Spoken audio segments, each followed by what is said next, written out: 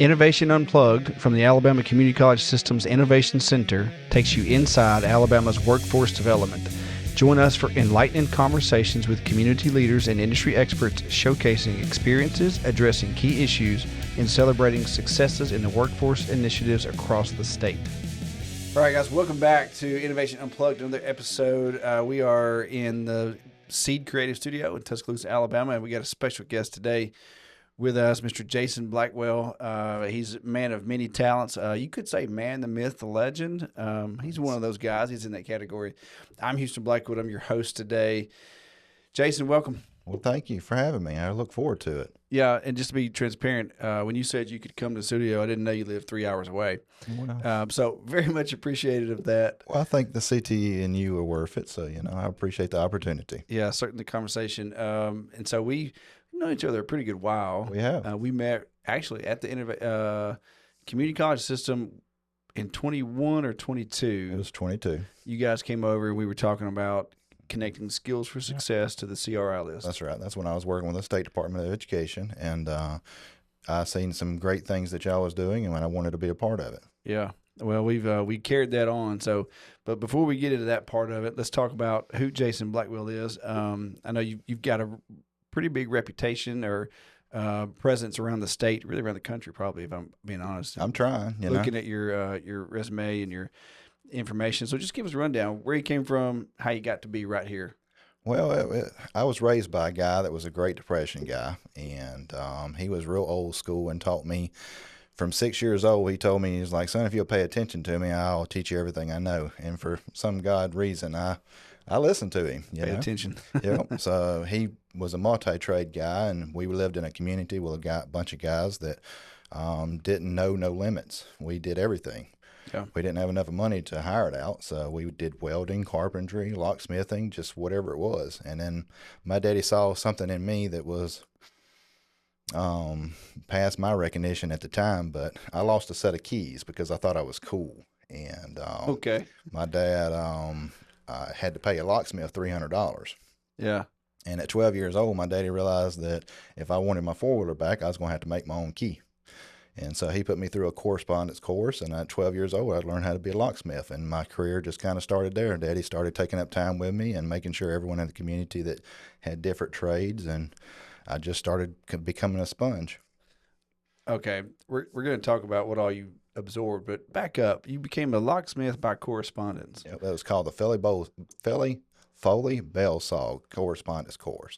It's now called Penn Foster, I think is what it's called. Okay. Now I've heard both names, but describe what that, because locksmith training is very hands-on. Like It is. so, tell us the audience how that works. All these trades are real hands-on, but I had an opportunity to be a dad that was a mechanic, and he knew a lot of the things with her. But it had a bunch of literature that would come with it, books, and you would work through the course. Okay. And for proctoring, Daddy would take me up to one of the colleges there and let the guy that kind of had a background in it show me how to exactly do it. Because I was reading about smutting with a candle and learning how to make that impression on the key, and then I just started doing it, and the books was corresponding with whatever lesson it was, and they'd send you a kit where you could follow along with it. And so I made a boat key, a four-wheeler key, and then I started picking locks around the house, Okay.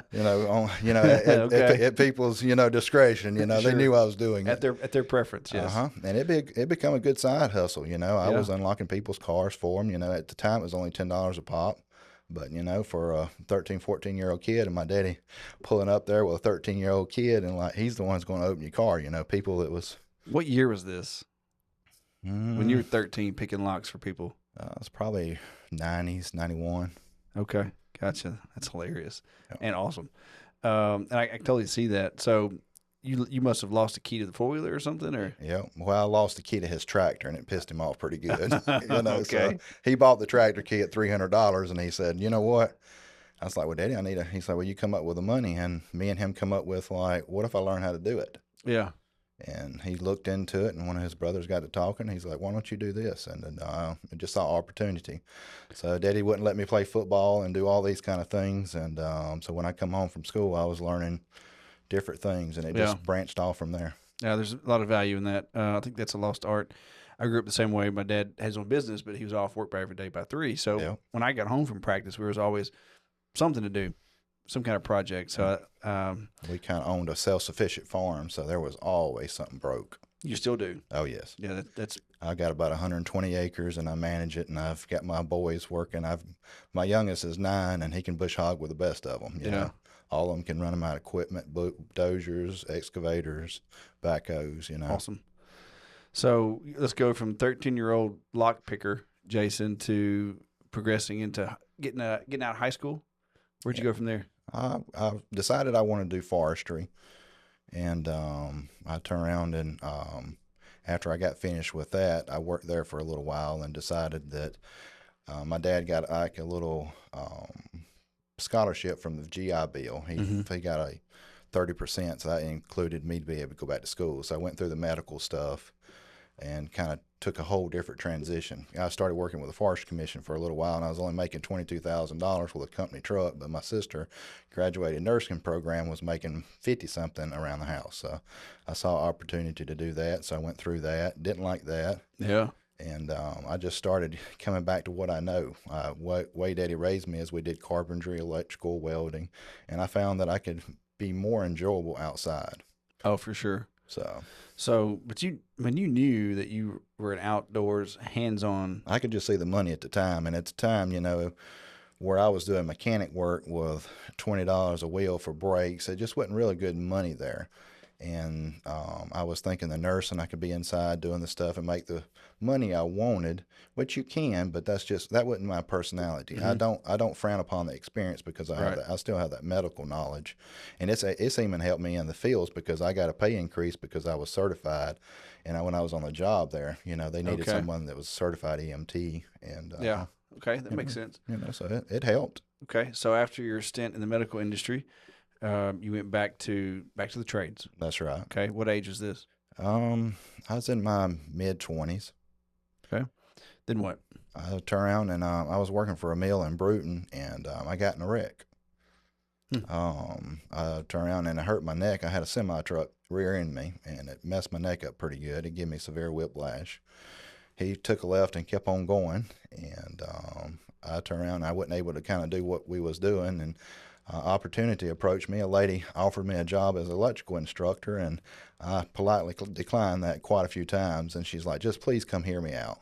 Okay. And after the 5th time, I went and listened to her, and I got in the classroom. I was like, what am I doing? Okay.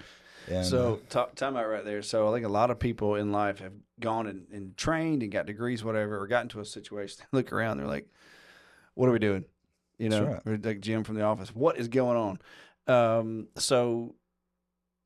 But that's what you were good at. Like that stuff's natural for you to know and to teach. Well, it's one thing to know it and then one thing to teach it too. Okay. You know, and a bunch of kids, you know, like I was around the youth group a good bit, and you know, they got on my nerves. You know, so for me fixing to go into a high school, I trained a lot of people in the mill, you know, to do what I was. I was one of the mentor trainers there, and I didn't mind, you know, training someone 30, 40 years old that's coming into it that might need to know about hydraulics or robotics or, you know, writing code. And coming in trying to teach a 9th grader or a 12th grader that's got a smart mouth, you know, I was like, this might not be for me. But I ended up loving it, dude. Like it got to be a passion. Like I saw opportunities and I saw a way to let that light bulb come on with these students. And man, that made me so passionate because I was their advocate, and I was in one really rough high school, but they never give me any problem. I don't doubt that. You're probably even more direct back then than you are now. So what school was that, or what area was that? That was in Monroe County. Monroe County, okay. Yeah, Monroeville, Alabama. And so were you like just cycling through different schools and as No, there was that hub there. They had a full-time industrial maintenance program and electrical program at the time. Gotcha. All right.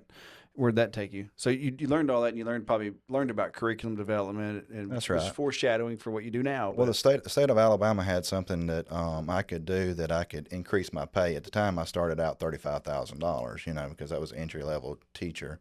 And I kind of went back to Athens State and got my degree there, and turned around and did the classes I needed to draw master level pay because I had my master level certification. So and that increased my pay, and that helped me. That helped me retain myself because I had to make a certain amount. I had everything, around the farm pretty good, but I was starting a family and, Yeah. raising the kids, and cost of living increases per kid. Significantly.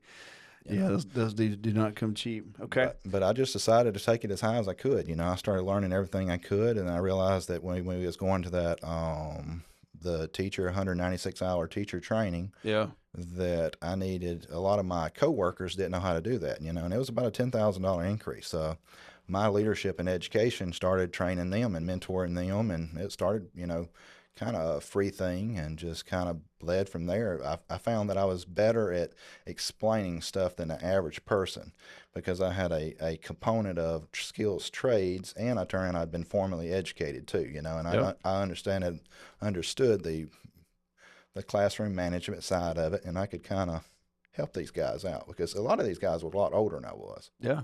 You're talking about a 50, 60-year-old guy coming in that's retired, and, he's not going to put up with a whole lot, but, especially with the paperwork side and something that we have in CTE education, it's a very unique individual with how you get certified and how you come in from non-traditional, and a lot of people in the school systems don't Yeah. understand it.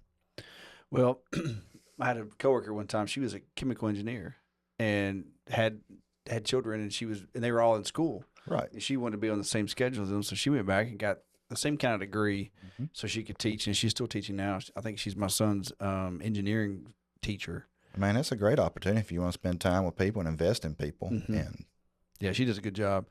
I came straight up the teacher route, but I had over the years, a lot of folks who came back and did that, mm-hmm. that technical, Mm-hmm. and just get that the 5th year certificate basically. That's when right. They got a master's. Mm-hmm. Okay, so flash forward a whole bunch of years, you created something called Activate CTE. That's right. Tell us about that. Well, after working with the State Department of Education, I realized that a lot of people were still calling me, and I was still working as a teacher. And a lot of these directors in other states, I had an opportunity to write a lesson that made me one of the top 5 teachers in the country for Harbor Freight's tools for schools. Yeah. I was able to win a $100,000 grant for the school, and what that made me is maybe an expert, I guess, in some of the things of like how to lead these students into leadership. Yeah. And a lot of people wanted to know how I did that. And they started calling me, and it started leading from one thing to another. And a lot of the certifications I have, like a master NCCR instructor, and that allowed me to go to these directors and helps me teach the other instructors. And being at the State Department, some of that stuff I wrote, so I know the curriculum pretty well. And then you also the certification process. And that's what a lot of hang up, especially in even other states, is how do you come from a traditional background in trades and go into education? Right. That can be a rigorous process, and I break that down. Yeah. So is that what Activate CTE does? Well, what's your mission there? My mission is to basically help students and teachers and educators and business and industry thrive. My main purpose is to get out here and make sure people find their purpose.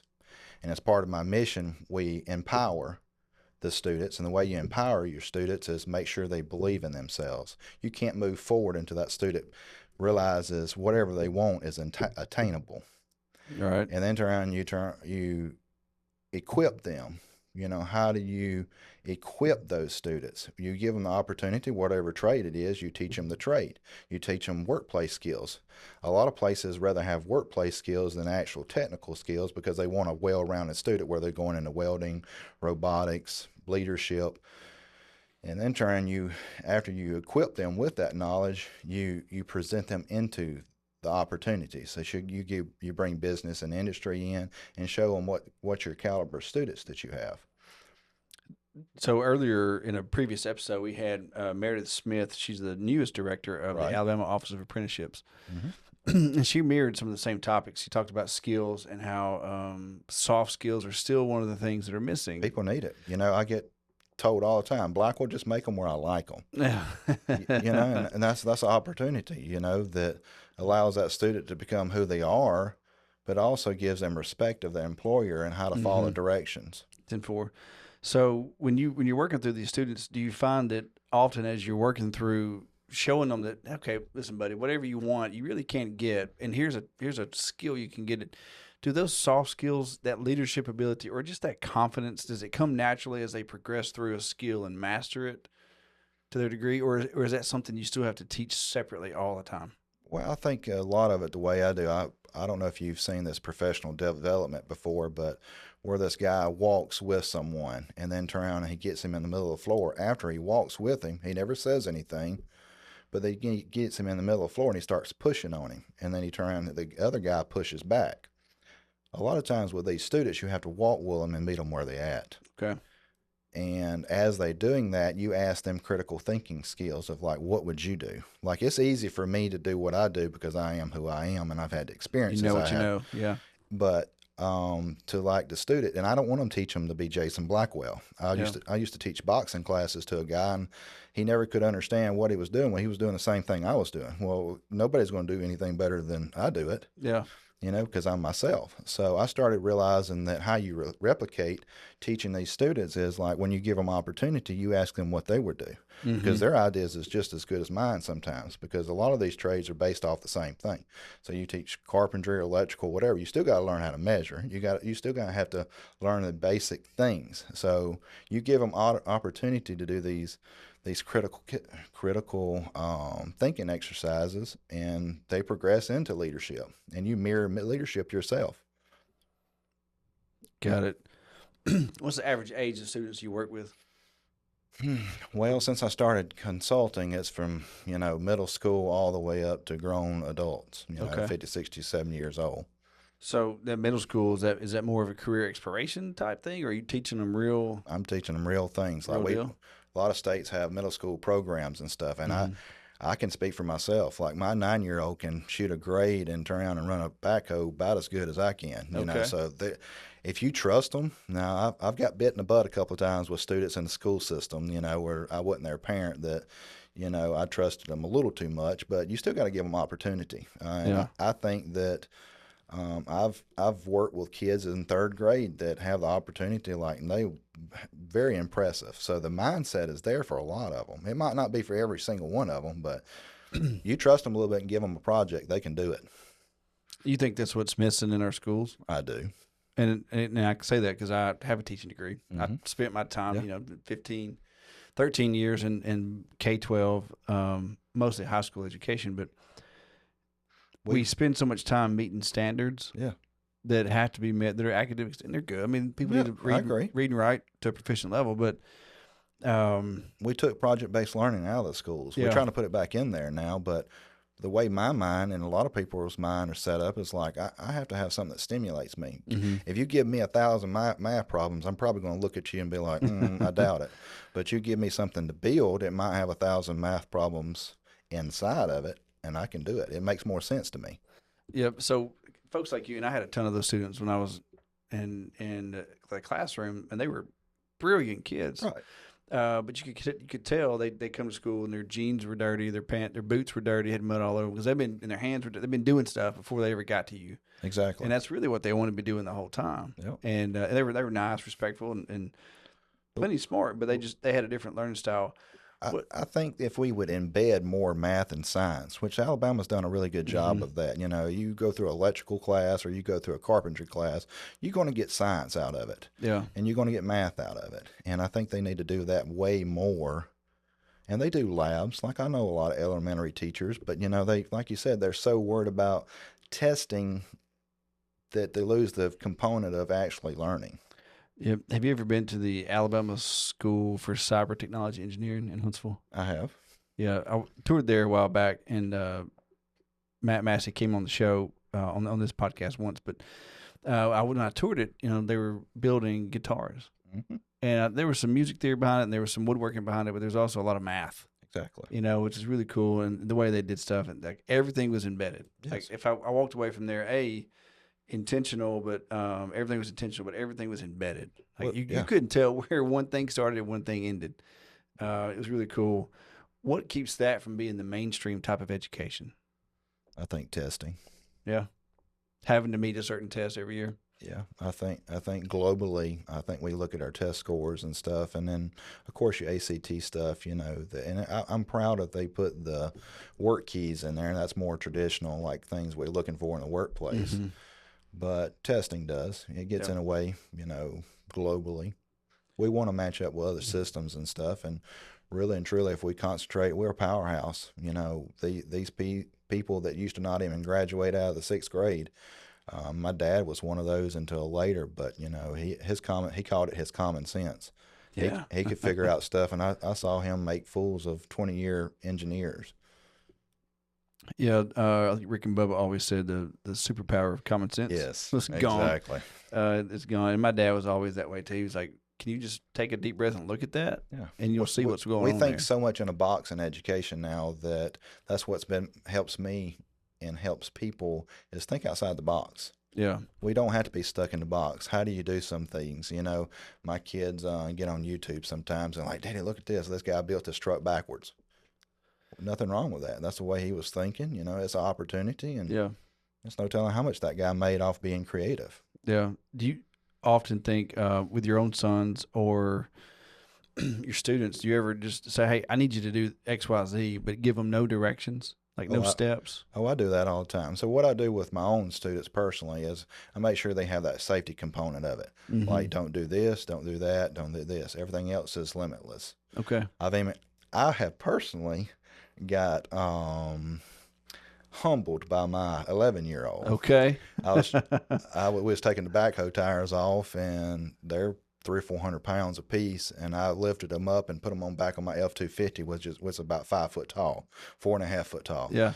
And I thought I just looked over at him, and I was sweating and hustling, and he was like, "We could have just hooked the trailer up and just rolled them up there." I was like, "Yeah, that would have probably been a little bit better idea." On the ramp. Yeah. So giving them no limits helps them think. Yeah.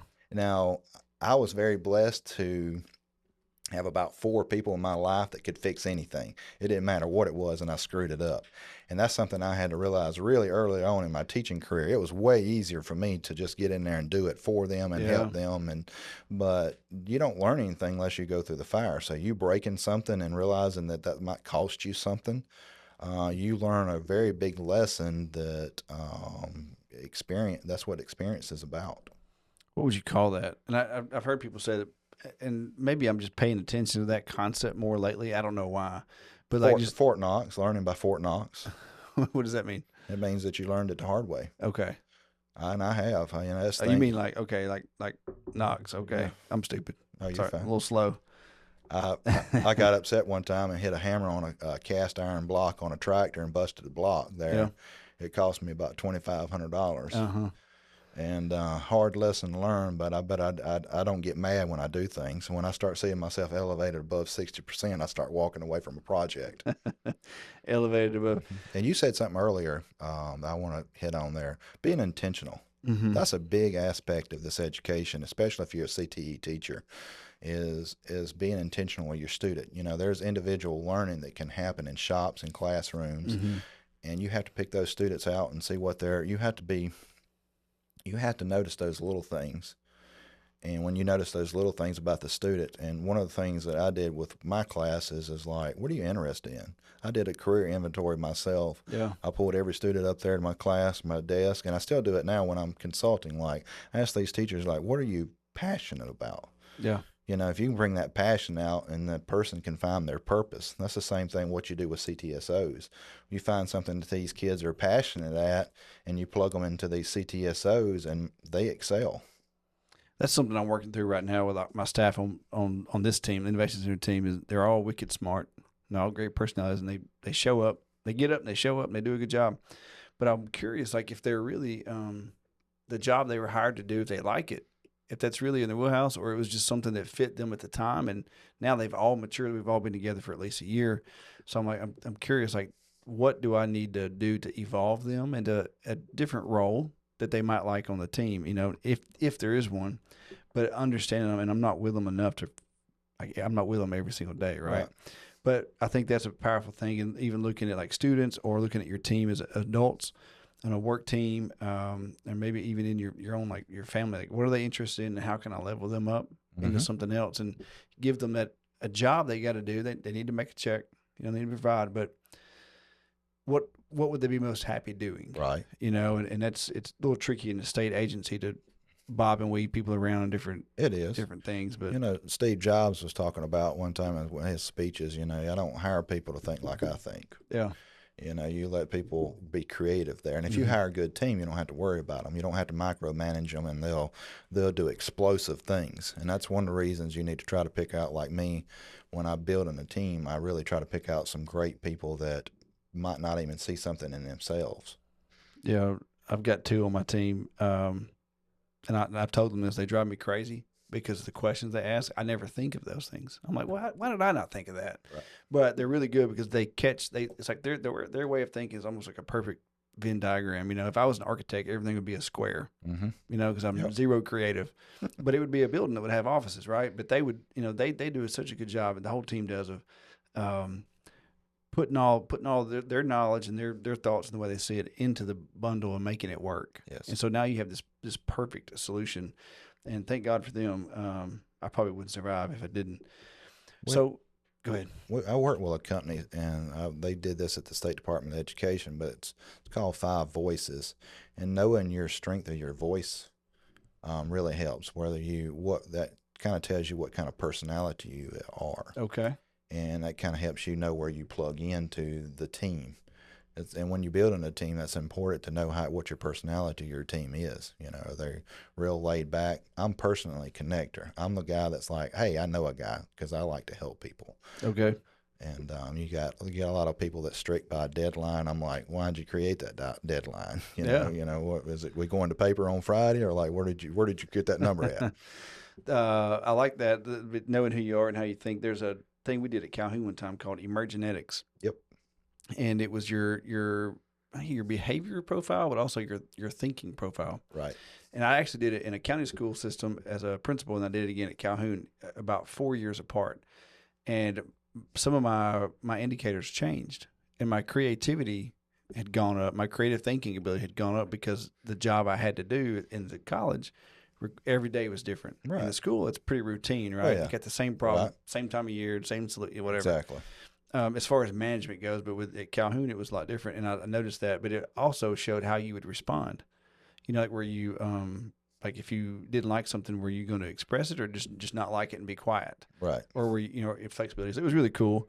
We haven't done that on this team in a while. I wish we would. How do you sell your Activate CTE? How do you promote that into industries, into the schools, and then to the public in general? How do you mesh all that up? Well, I know a lot of the school systems, and the school systems is normally what contacts me. So after I figure out what the school system needs, I start looking at these business and industries that's around locally and see what the community. You're supposed to look at your data anyway to see what jobs are available in that area and what is the need.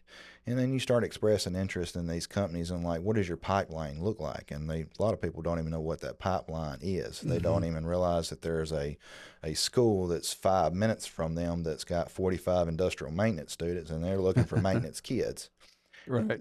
And it's a lot of footwork right now, but it's a lot of opportunity out there, because that's what we're doing. We're bridging that gap, and we turn around and creating this pipeline.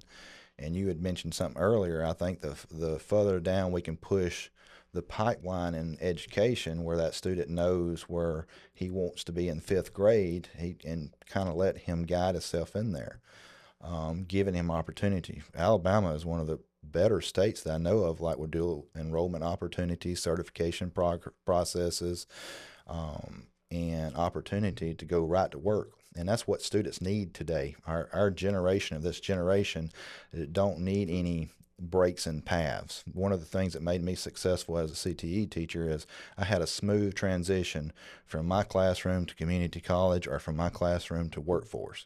Everyone wanted my students, or the college wanted my students if they wanted to do that, which I encourage college. It might be at a later date, whatever looks best for you. I always encourage college, because something about a 2-year degree helps someone become a manager or foreman.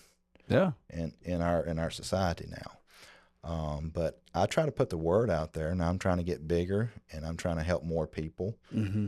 I go on the West Coast more than I do on this side. Really? Yeah, I'm very heavily in Oregon and New Mexico and California.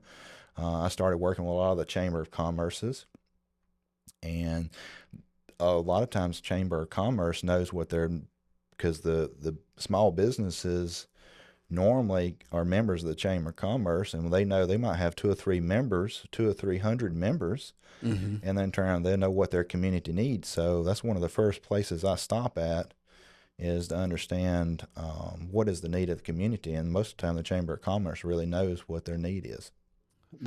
I've had that thought for a while, not new to me. I didn't create it, but there's industry needing workers, and then there are people needing jobs, and then there's the training agencies over here, and there's this bubble, and there's this gap. Like, they're not squeezed together, right?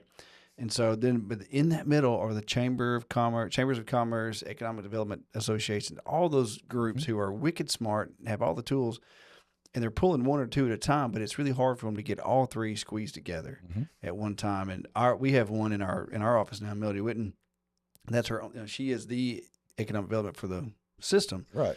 but we're also working through our marketing director, Kayla, on the chambers of commerce, and we've had those conversations. It's like, well, what are these three groups doing? How can we help you squeeze them together? Exactly. And that, because the chambers should know if they're a workforce chamber, which commerce means people are spending money and hiring jobs, whatever. So that's the biggest thing I've worked on for about the last year's thought. Well, how do we get those groups together? Because I'm tired of being in the education world and people screaming when I go over here, and I don't know. So on the West Coast, like, obviously, could be things a lot different than Alabama, Right. or even the East Coast. What do they say out there? What are their biggest gaps, or what are their biggest concerns about the next workforce? Well, a lot of the places out there don't have as readily available students in CTE programs. They're just now, I wouldn't say getting started, but they're lacking in some of that because they're more academic. Mm-hmm. And so I'm trying to create more workforce development kind of things for business and industry to know that they need to have that specific person to go to these high schools, to recruit these people, to plug them into internships. Okay. To plug them into maybe even paid internships during the summer. So workforce development is a huge thing on the business and industry side. And then helping principals understand that they need these people coming into their schools, giving these lectures, more or less grooming these students of like interviewing them, like what opportunities can I create for them? Yeah. And then they pay for the stuff. Like one of the biggest things that we have in CTE is the lack of funds for consumables. They can get me out, like when I was working in Monroe County, they had me $400,000 worth of trainers. That's great, but like a bearing that slips on and off there is a lot different than when you got a beat off in a mill. Then you just got to sweat, blood, tears, and everything. And break it to get it out. So in electrical, you go through your consumables like weldings, rods, and they try to do some of this virtual, but nothing supplies it, like manual. And these business and industries have a lot of this stuff that's scrap. Yeah, that's still good to us. Yeah. Oh, it's wonderful. Like you give me a 6'2" before, I love it. Give me all your scraps. Well, that's very true. We're blessed with Skills for Success to have, we're a line item in the state budget, so we've got lots of dollars to contribute to those consumables for our labs, right? And that's been a big thing. But now we're getting into we're launching Propane Tech next week, which is like about a $20,000 kit if you bought everything to use, or about 17. And plumbing is a little bit more than that. Chains, vices, drills, and saws, and all that. The consumables are not that much really, but to be able to use the consumables, you got to have. So it's a thing for us. Like, how do we get that to every college? But those consumables we've had, and it's been pretty good for us. When Activate CTE goes out, I think this is a question I'm missing the answer to. When y'all go out, are you always teaching the technical skills, or are you bringing in curriculums from the area that fit? How does that work? Well, it's depending on what their state needs, So let's say I know Alabama like the back of my hand, and we're in Alabama. So NCCR would be one of the main curriculums in Alabama. So trying to make sure they understand the curriculum, make sure they're certified to teach the curriculum, and making sure they deliver it correctly. Mm-hmm. So you say in Oregon, they might have something completely different. And you try to figure out what fits those communities. And I do a lot of talking with business and industry too, like Yep. what do you need? Okay. And I try to find a curriculum that closely aligns Okay. that. And then we try to send it to the State Department. It's like, this needs to be on the approved list. Okay, gotcha. So you're less of a technical instructional group than you are just a consultant to connect all the dots. Yes. Okay, And we train people too. If they need seminars, professional development, or if they need to learn how to set up. A lot of times these people get this money and not have a teacher, and they might have a background in elementary education, but need to equip this electrical shop or this industrial maintenance shop. Well, they don't. They're in over their heads, Mm-hmm. and they don't want to just go to these vendors and like, what do I need? Because these vendors are out to spend. They're not all created equal. A lot of them just want to sell stuff. Oh yeah, because that's a paycheck in their pocket, and it looks good for them. But what do you really need to spend this money on? So we go out and make sure that people are spending the funds appropriately, and we're just really there to help. And then as your students, I make sure that I maybe try to teach a class, especially if it's a new teacher and I'm mentoring that teacher. I show them how to teach the class, how to not just take that book and open it up and just read verbatim. yeah. How do we take this into the shop? And it's a different scenario as classroom management while they're sitting down. Kids are used to sitting down, coming in, sitting at a desk. But you turn around and take them out in a 15,000 square foot shop. I mean, they're throwing everything, licking everything. I could tell you stories that would just shake your head. And like, most of it's seniors that do, crazy things. But showing a teacher that a man that's come out of being 30 years retired electrician coming in, he's got a bunch of 9th, 10th, 11th, 12th graders, and he might have 40 students in there. How do you control 40 students in a shop setting? A lot of prayer. You're right. Maybe. A lot of them leave, but I try to get in there before they do leave, because a lot of these guys are really, really good and they got a lot of things to offer, but the administration don't know how to help them. No, because they're also, and being an administrator, like, what you know, and a lot of times CTE is not it. If you're not blessed to grow up in that world. Have you seen the lab plans for Skills for Success, carpentry, electrical, plumbing, or I have not. You haven't? I think you would love it. And NCCR is a good course, but I cringe a little bit when I see it because sometimes it's so long. Like, it's good when you get to the technical part of it, but it seems like it takes forever to get through the first part. I would love to show you at some point our lab plans. Just right over here in Hillcrest High School, we're filming a commercial next week. Seed Creative, where we are now, they're filming a commercial for us. We've built these 4 houses, and Carlos Acker, he's the CTE director. Do you know him? I don't think so. He was on the show a while back, maybe a year ago. But they built these 4 houses, and they're framed on centers, and every window, every door is got all their headers and right. But they stacked them up 4 in a row, and they're going to walk through basically and modify it a little bit so they can get the creative commercial. Mm-hmm. But they're going to have they're built by the carpentry students. They're going to be wired. Lights are going to work. Bulbs are going to come on. There's going to be a sink and a toilet set, and they're going to be having flooring going on it too. Right. So they can do all 4 of those. So our students, through the Skills for Success curriculum, can do framing, wiring, plumbing, and flooring. Not to mention the heavy equipment and all those different things. So, and all those are 2-day labs, except for flooring. It's actually 8 because it's 4 different types of flooring. So you're looking at right around, if they went straight through, about 3 weeks of training to get all that. Mm-hmm. And now they're really good for a residential contractor. Right. Or maybe even, going out on their own with somebody that's kind of a mentor. So I'd love to show you that, because when you get down there in your area, we work with all those schools, and all of our courses are on the CRI list. Yes. Right. Everything we have is on a CRI list except for some of the things like for the League of Municipalities, right? But everything's in there, and I think we're now attached in every category. That's awesome. Yep. So there's nothing really that we can't do. So I want to be. That's not really why I brought you on, but I want Skills Success to be one of those tools in your toolbox. Yes. It doesn't fit everywhere, but it fits a lot of places, right? It does. I've seen so much. I've had the opportunity to teach some of them at Reed State. Okay. Good. And so they not only are you teaching them something, but you're giving them exposure to it, and it's helping them. And there was a company that was given 50 cents per hour raise if they would come through some of our certifications or some of your certifications. Yeah, that happens a lot. We had Heavy Equipment Academy one time, and those guys I think were making $5 more an hour if they held those certificates. Yep. Brand new hire. You figure $5 at 40 hours a week. That's a nice little increase. And that's the first 40. Yeah, exactly. You're going to get some. you got a lifetime of it after that. Well, overtime and all that, and so it's not uncommon for our kids to do pretty well. And I say kids, students in general. They might be 25, might be 28 years old. Here's a loaded question. Go ahead. I was going to tell you, my daddy always said that money isn't everything, but it's a warm friend to have. Right. My grandmother had crocheted. She passed on. My mom just passed, but it was on my mom's wall. It said, "Poverty is no disgrace, but decidedly inconvenient." Mm-hmm. That was a lot to cross stitch, but I remember that, and it took me forever to understand what that meant as a little kid. Uh-huh. We understand it well now, though, don't we? Yeah, it goes fast. So sometimes I'm gonna say this, and I should stop saying this out loud, but we get not in trouble, but like. People look at us and say, why do you spend so much time and money in the high schools with Skills for Success? Why are you spending so much time there?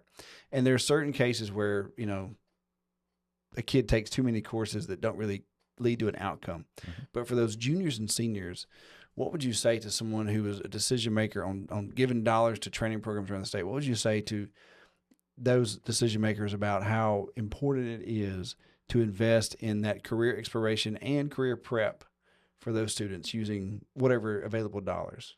Well, I'm going to tell you their life depends on it. That student between 11th and 12th grade, they don't know what they want. They don't have any purpose.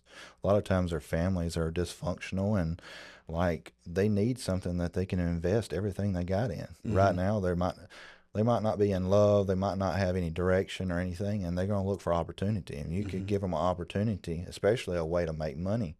They're going to be set for life. Yeah.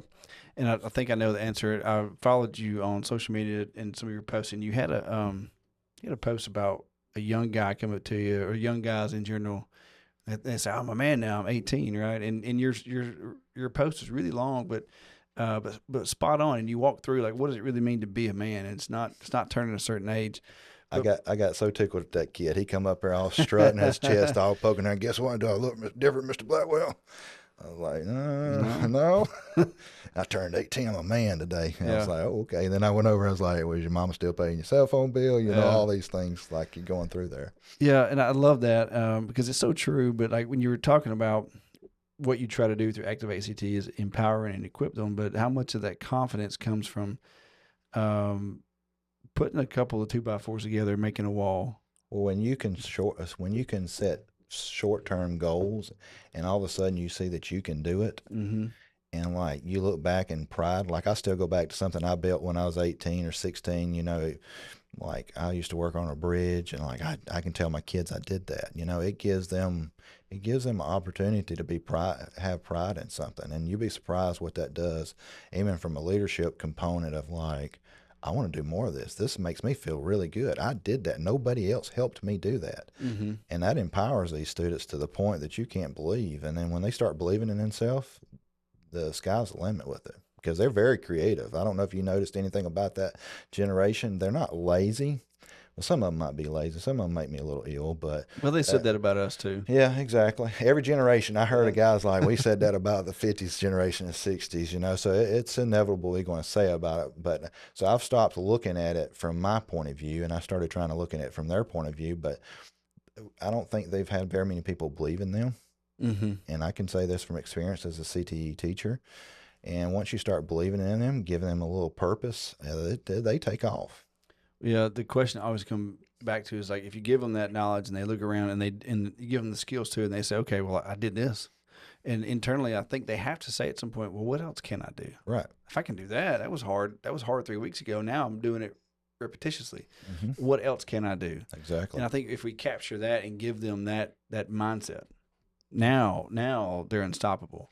Well, so you got to take an inventory of what you know, and then you got to critique it and then realize how many other trades that fits into. Like I don't want to call myself a liar, but like when I was working shutdowns and stuff, they would get rid of the carpenters and like the other people would come in and like, well, you know how to do that? And absolutely. Which I had a background in some of it. My dad would, and I would come and I'd get after it and learn it. There's a lot of things. I think this comes from Nick Saban. Since we're in Tuscaloosa, I have to talk about him for a second. But there's a lot of free stuff you can do. Yeah. like show up on work for on time or before, make sure you're picking up after yourself. There's so many things that you put in there that gets you recognized that's free. It don't cost you anything. It's just takes a little bit of your time. Yeah. Late last night, I had a conversation with my son. We were both sitting on the counter. He was on the counter. I was on the island.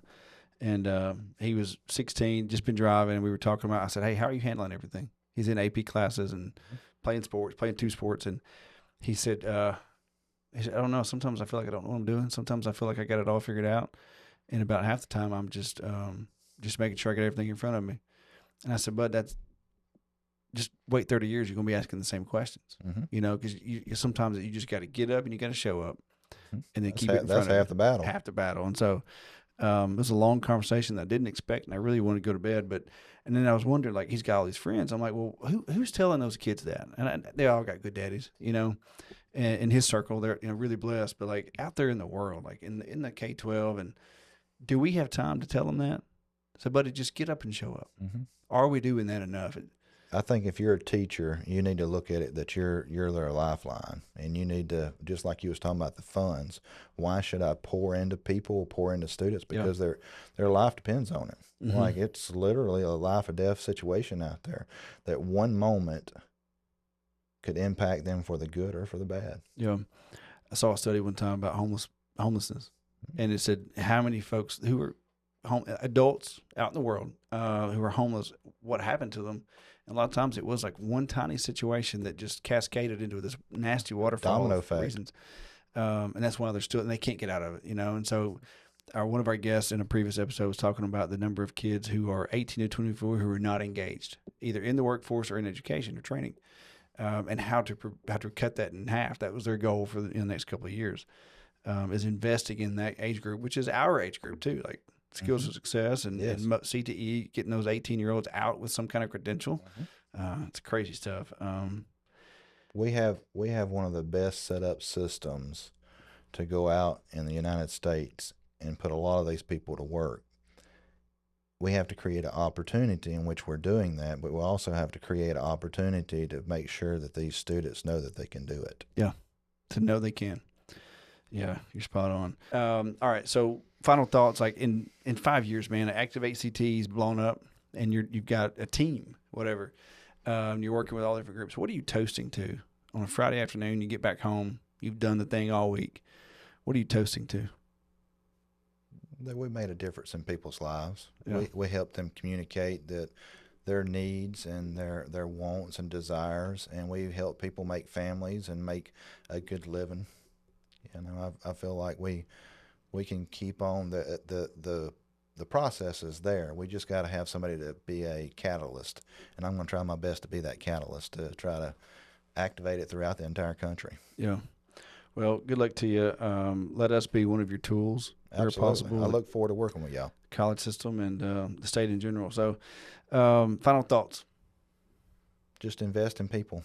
Make sure they thrive. Every opportunity, don't be a stranger. Even if you're in Walmart, you take an opportunity to make a difference in somebody's lives. Got it. You said make a difference about 10 times in the last 30 seconds, and I love it. I like it. Maybe that's what we titled this thing, but that's what we're after. I think that's what we want to do when we wake up every day.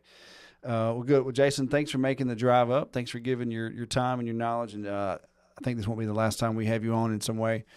For all our listeners out there, thanks for listening again. This has been another great episode of Innovation Unplugged. Remember to like, subscribe, and share on your podcast platform. Have a good day.